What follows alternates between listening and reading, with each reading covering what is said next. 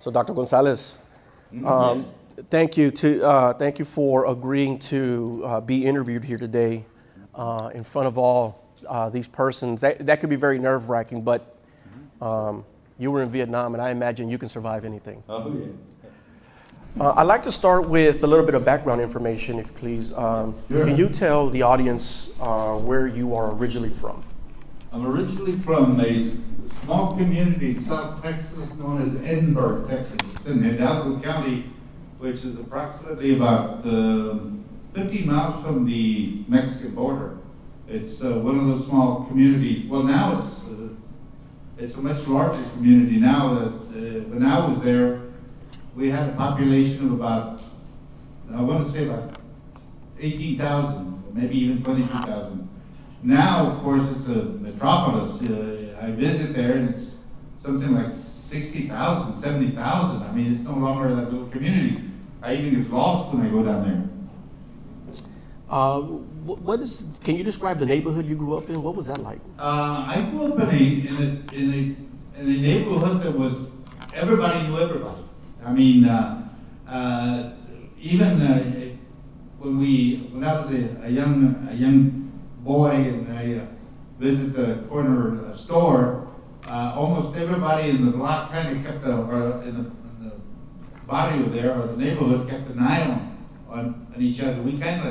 It was a kind of a home type situation where everybody knew everybody. And I remember this little old lady that used to sit in the outside of the home there. She used to sit in a chair, and she kind of kept an eye on everything that was going on. And as she shopped at that little convenience store, because in those days we had corner stores, and they were the kind of the lifeblood of the community. And this is where everybody went shopping. This is where everybody, was provided with the day-to-day things that you needed in order to survive.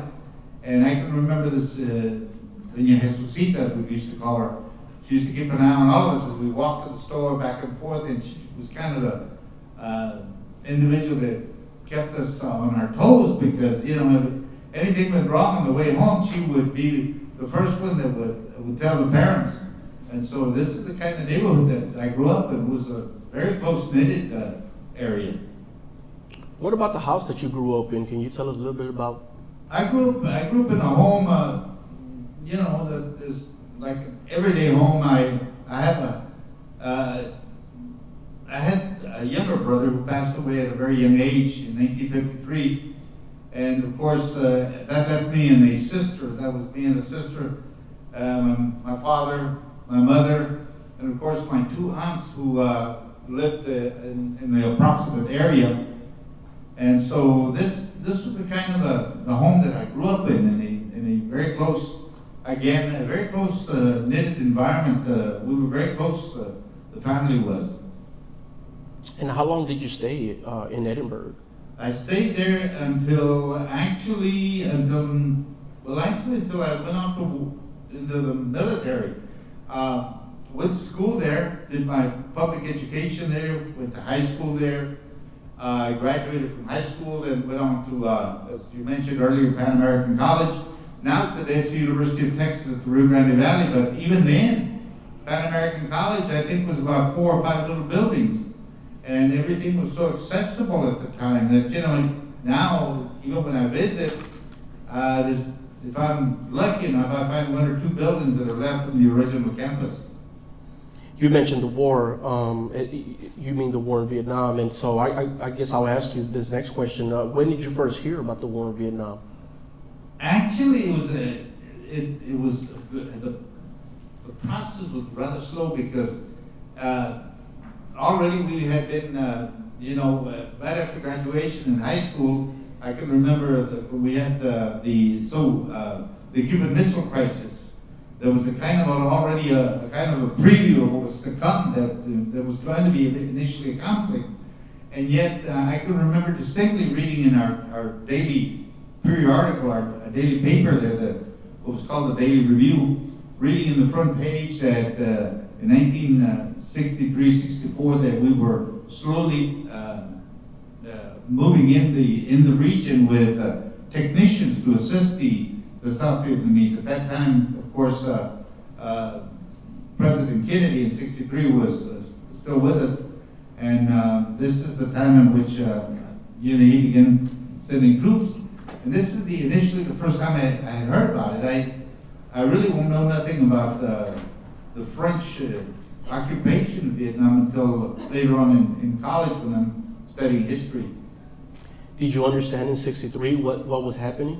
No, not really. Well, I knew that this was a conflict that was ongoing in Southeast Asia, and that that supposedly it was going to be something that was initially come to a very end. It would come to an end.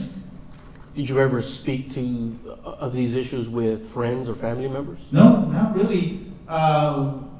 Most of us at that time were more concerned with your car, your girlfriend, the football games, things that we really didn't pay much.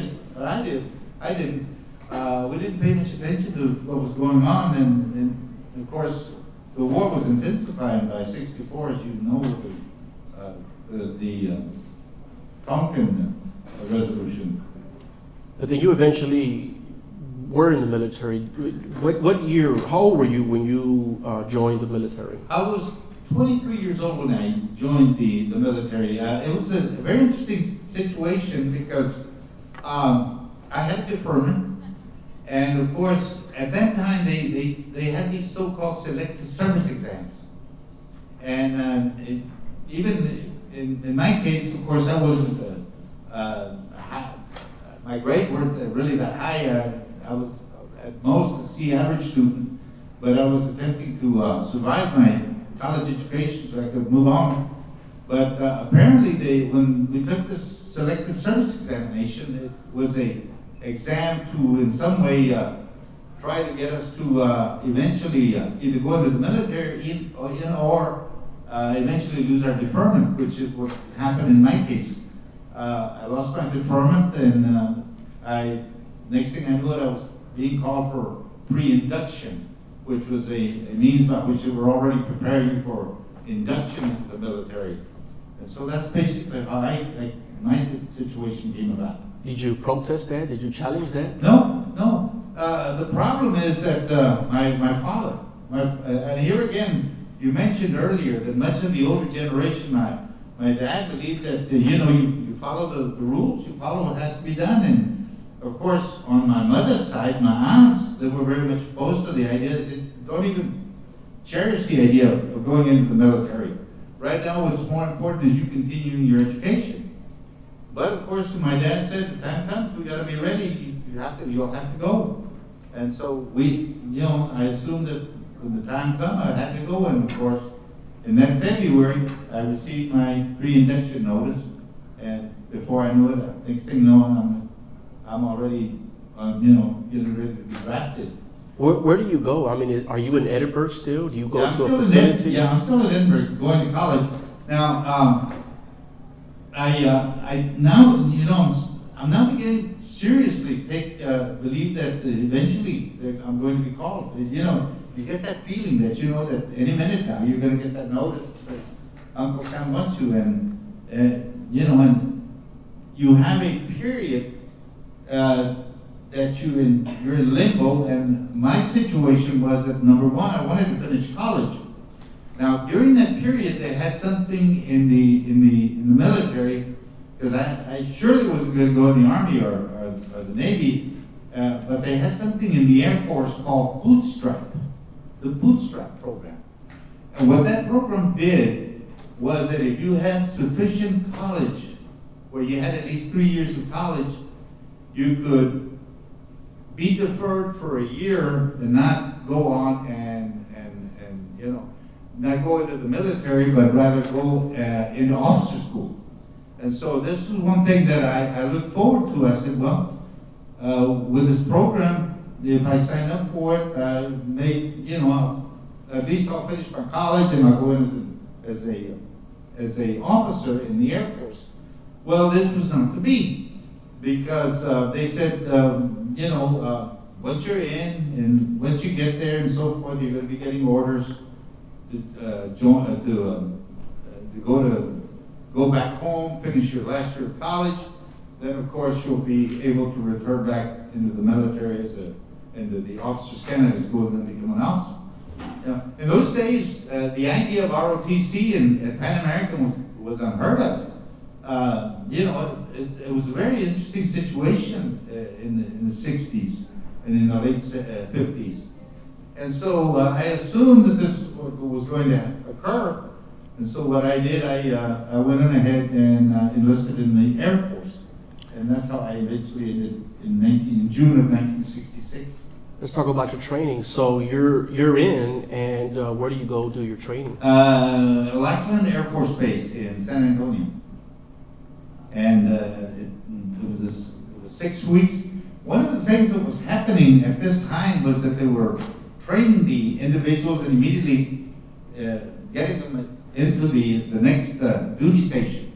It was one of those situations where they kept moving them. It was just as fast as they could, and I can remember those that training period, and then hoping that at that time that I would get my orders to move on, but nothing happened at that time. What was your training like? I mean, was it physically rigorous or what? Mostly marching disciplines. Discipline was probably the most hardest because, of course, they initially would attempt to weed you out. If you didn't have the discipline to take orders, and I mean it's a very a lot of things were used against us. They get us up in the middle of the night in full pack and salute the flag and do all kinds of things because they knew that eventually we would break, and when we broke, that was we'd be discharged dishonorably, and we wouldn't be fit, or either we'd be sent back again to redo the course, and I wasn't about to do that. What kind of weapons training did you do? M16. We had the so-called M16 as the training weapon when we did the firing, training for the firing of the weapon. That's the initial weapon we utilized. Had you ever fired a weapon before? No. Mm-mm. Was there anything that you liked about the training that you can remember? The only thing is that looking forward to the fact that eventually I was going to go after some of those sergeants that had given me a hard time when I was in the, and then that was one of the things that occurred while I was in training, in that we had this individual from Harlingen, Texas. Harlingen is another one of the communities in South Texas. I'll never forget him. His last name was Gallegos. And I remember Gallegos telling the sergeant, the TI, the training sergeant, that Gonzalez is going to come back and he's going to get you.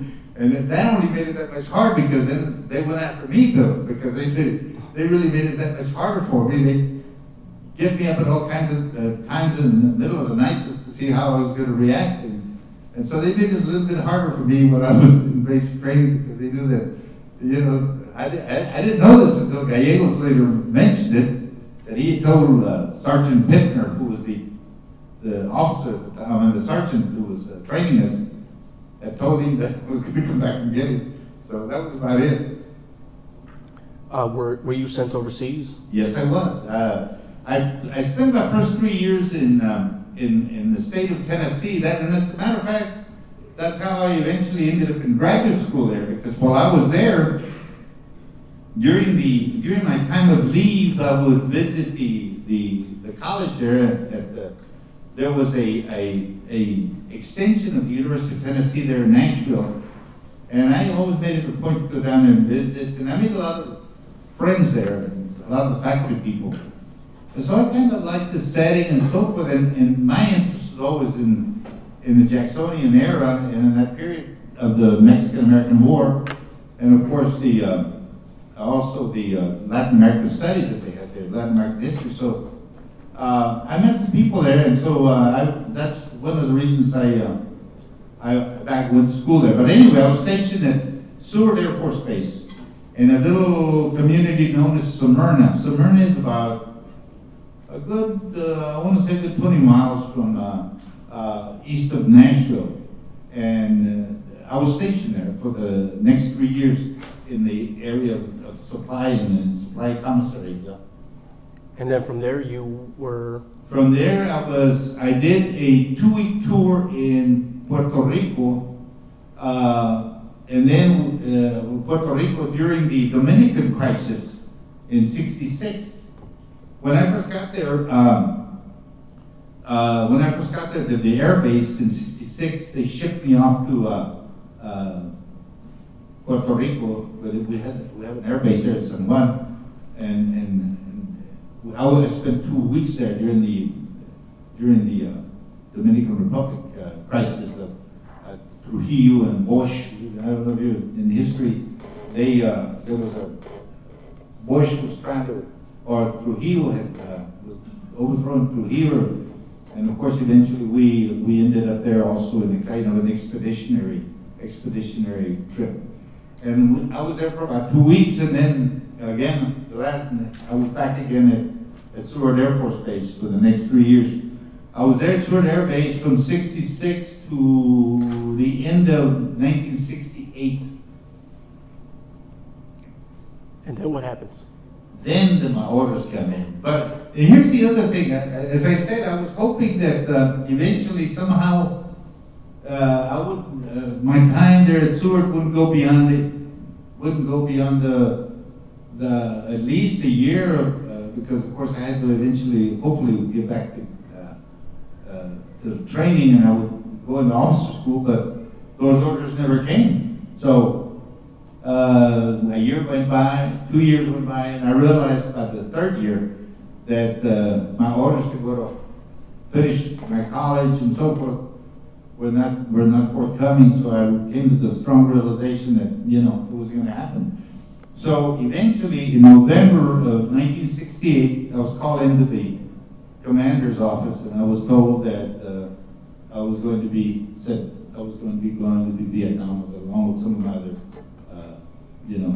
some of the other individuals that were service. What did you think about that or feel about that? Well, all of a sudden, I got this cold sweat. I mean, it's frightening to think. All of a sudden you're in your safe. You're in your little safe haven, and lo and behold, you're now getting ready to go to an area where there are people out there that want to kill you. But it was frightening. How did you tell the news or break the news to your family? Well, this is yet another thing. I knew that one of my aunts that I was very close to, and of course my mother, I kind of told them that I was going to be sent to a nice place. That's all I said. The only one I really told was my father. My father understood, and he said, "But don't tell your mother or your aunts, your tias." I said, "Okay." So kind of my dad and I it was like just don't tell them that you're going to the war area. So I said, "Okay." So I left it at that, and that was about it. I never really told them, although they kind of had they kind of had an idea of premonition that I wasn't telling them the truth. The bad thing about it is they're going to find out later on, midway through my tour in Vietnam, I'm sitting on top of a tank, an Abrams tank, holding my M16, and that picture ended up somehow in the hands of a friend of mine who lived in the neighborhood, whose son was also stationed there with me. We were together there, but he was in another area. And somehow that picture ended up with him, and his parents somehow showed the picture to my mom and my aunts, and oh my God, I mean, everything just broke loose. I mean, it was like, when I got back, they said, "Why did you lie to us? Why didn't you tell us the truth? Why didn't you tell us you were going to a nice place?" I mean, I got back safe. So, where in Vietnam were you stationed? I was stationed at Bien Hoa Air Force Base. Bien Hoa was about, I want to say, about 30 miles from Saigon. But we initially had to make a lot of trips. We had to make a lot of trips to Tan Son Nhut and Cam Ranh Bay, which were the coastal. They were along the coast for supply purposes. We had to go down there to, we'd go in trucks in sort of like caravans to pick up the supplies to bring into the air base. And so, but initially my duty station was Edinburgh Air Force Base.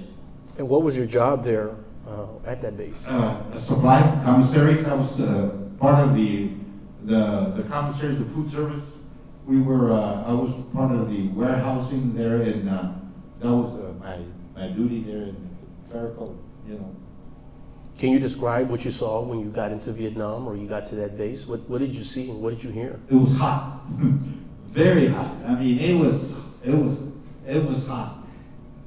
Hot the weather. I mean, not hot the you know. And of course, as you get there, you see all these fighter bombers just taking off. These F-100s taking off, and the C-130s taking off, and you know they're just flying left and right, playing left and right, and then of course a lot of the Vietnamese workers there, because one of the things that that they had there on the airbase was the Vietnamese employees who were working in some of the little areas there, and and to a certain degree, some of them would take care of our hooches. What's that? The hooch was where we lived in. This is where where we lived in, our dormitories.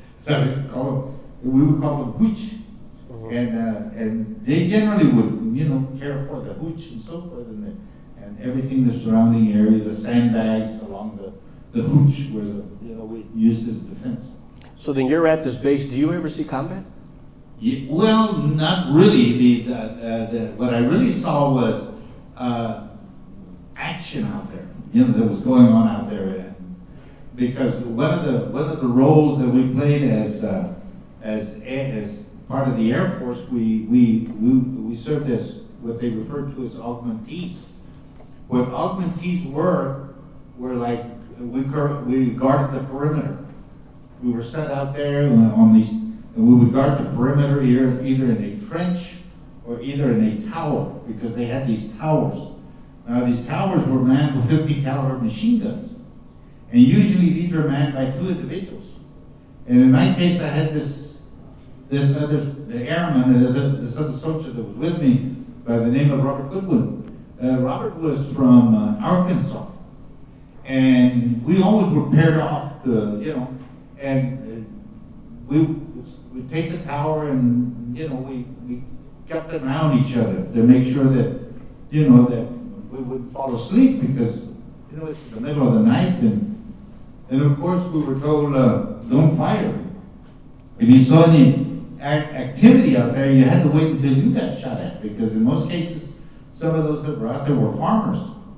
And if you killed one of their oxen or yak, you were in trouble. So we had to be very careful when we were out there. We had those night vision goggles that we had to use in order to keep an eye on what was out there. And sometimes we'd see the activity, we couldn't fire because we didn't know what was going on. And we reported that activity when the sergeant would come by to check on us, that what was happening out there, but that was about as close as we came, Did you ever get fired upon? More than likely during the Tet Offensive, which was in February. Because during the Tet Offensive, everybody had to man the perimeter of the air base. And of course, the thing was that the Viet Cong and the Vietnamese soldiers that were out there that we had to fight, would use mortars to, on the base, and those kept us, kept us alert with motors, because we'd be inside the hooch, and all of a sudden you'd hear boom, boom, boom, boom, boom, boom, one after the other, and you had to run out of that hooch with your gear. This is enemy on the base, igniting bombs? Actually outside of the base. They're launching bombs in? Into the air base. Did you ever get wounded from any of that? I got hurt, but I don't like to talk too much about it. I got hurt in my leg, but I don't like to talk very much about it. But I did. Did you let your family know about? No. See, that's the other thing. They never knew that until they really, actually, when I got home, they found out that what had happened to me. And of course, it's, I still, once in a while get I still remember some of those things that happened. Were there other persons that got hurt as well? I know that I lost a lot of the pilots, some of the pilots that were, I lost a dear friend of mine, Captain Pacheco, who was from, Captain Pacheco and Hernandez, who were from New Mexico. They were pilots in the F-100, who was fighter jets. And I lost both of them. We were very close because they were historians, and we'd meet, and, you know, although I was only an enlisted man, they were officers, but you know, we were very close, and of course I lost them, you know, and and then of course I lost a lot of my high school chums. When I came back home, I found that many of my high school chums, like Victor Espinosa Casper, we used to call him Casper, he died. Beto Alanis was another young man that died. I lost Edward Bazan, and I could go on and on. When I came back, I was told that you know, they had died in the conflict. When do you come back? Eventually, I come back on January the 7th, 1970. The 7th, yeah, it's the 7th, 1970.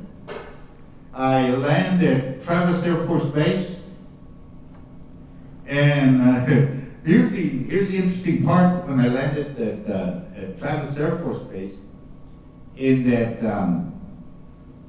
the discharging sergeant by the name of Cortez, well, you know, who was there to discharge, you know, to take the intake that we were coming back, because one of the thing was that, you know, if you know, once you got back and there was some time left over, you had to somehow finish it up somewhere. So I eventually finished my last 6 months at Harlingen Air Force Base. It was an air base there in Harlingen, and they had a reserve unit there. So I had to report to the reserve unit after I came back in 1970. And then I eventually completed my enlistment. But the interesting thing about it is when I landed in Travis Air Force Base, Sergeant Cortez says to me, "Hey, I have here something for you, by the way. I've got your paperwork here also, where you're being transferred to, but I also got your orders to go to Officers Candidate School." I said, "No." I said, "I'm going home." He said, "Well, you know you'll be an officer. You can go back, finish college, and then go back again 4 more years." And then I said, No, I'm going home. Yeah. And of course he used some superlatives I can't mention here in the audience, but I said, no, I'm going home. I've had it. I just want to do what has to be done, and that's it. And of course that was only the beginning to a certain degree of what was to come, because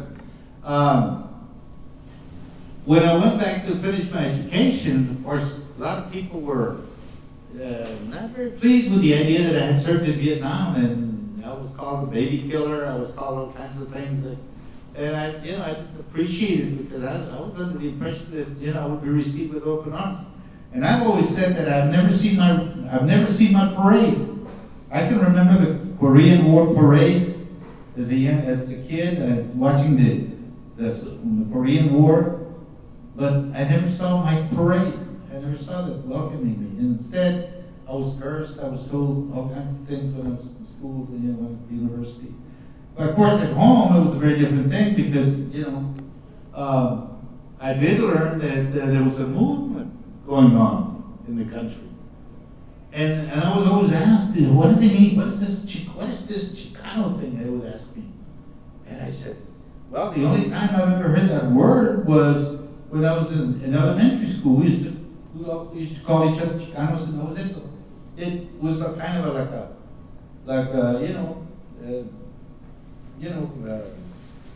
buddy type thing. And that's how I looked at it. But they would ask me, what do they mean by this? What's going on, this Chicano thing with the movement? What is it? They would ask me. And I said, well, all I know is that that's what but then I began to learn, I began to find out what it was all about. I began reading, and when I first got back to Edinburgh, what was going on. I discovered the fact that there was a movement And eventually I'm going to get involved in that at the University of Maryland, because at the University of Maryland, when I got where I did my undergraduate, my bachelor's degree, the movement was really heavy. And they saw that I was a veteran, so immediately I joined the Veterans Club there, the Veterans Against the War there in Maryland.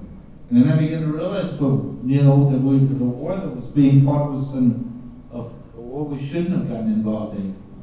But, you know, I didn't know any better at that, so. But all of those things happened to me because it was now the beginning of another situation. I can remember when I first got home, my dad told my mom and my aunt said, don't try not to bother him, try not to give him anything that would, because I can remember even as I'm sitting here that when anything went off, any like loud bang, I would immediately hit the bed, get under the bed, because you know that's what one of the first things that we used to do when we were being bombarded by the enemy. That you hit it and then pick up your gear and hit towards the perimeter. And so that was the very beginning was I would wake up in cold sweats. It was when I first got home. It was the first few months, and I guess that's why my dad said, we'll try not to, not to give you any problems or anything there. Try to sort of keep you, just day-to-day basis. You eat and just take it easy, relax, just go visit your friends and so forth, and that's they didn't want me to, and then with my injury, they didn't even, they just didn't want to, for me to get, nostalgic or anything. How did you adjust? I mean, here you have these cold sweats. Yeah. In the very beginning it was hard, but it slowly, it was a slow process. It was a very slow process. I think what really helped me was the fact that the camaraderie, and then going back to college. The camaraderie and going back to college, I think that it was a process that eventually drew me out of that, and I kind of began thinking more in terms of what I was going to do, what I was going to, And I went off to college, and when I came back, I met the love of my life, which is my wife now. And even my father, my future, in that case, my future father-in-law was very with me. He was, he tried to, not to give me any problems, so to speak, cause me any grief. And so, because he knew that, but in the very beginning it was hard, but like I said, that's what, I guess, the friends in college and the things that I was doing eventually, eased what I had been going through. In the interest of time, I'll let you close us off. Is there anything else that you'd like to mention as we conclude this interview? No, the only thing I can say is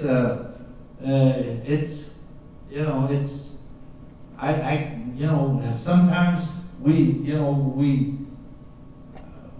today, I think today we hopefully, I don't know, I don't know what to say with regards to my experiences in the military. The only thing I can say is that, I always tell my students that, some of them that are, or young individuals that are wanting to go into the military, I always tell them, the only advice I give them is get your education first and then go in as an officer, not as an enlisted man, because it's hard. That's the only advice I usually give students that are interested in the military. And that's about it.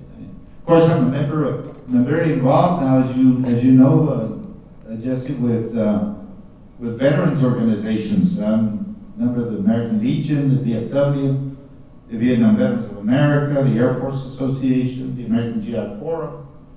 And I'm very involved with veterans now, and I try to work with veterans. I'm even, represented them through at the military courts and so forth, military appeals. So I'm very much, and I'm also very involved with the elderly. And so, you know, Social Security, and all those things that the elderly are now dire need of. That's basically about it, what I'm doing now. Well, thank you for that. Thank you for sharing with us, and thank you for the work that you continue to do, Dr. Gonzalez. Thank you. I appreciate you. Dr. Gonzalez, folks. Thank you all for staying.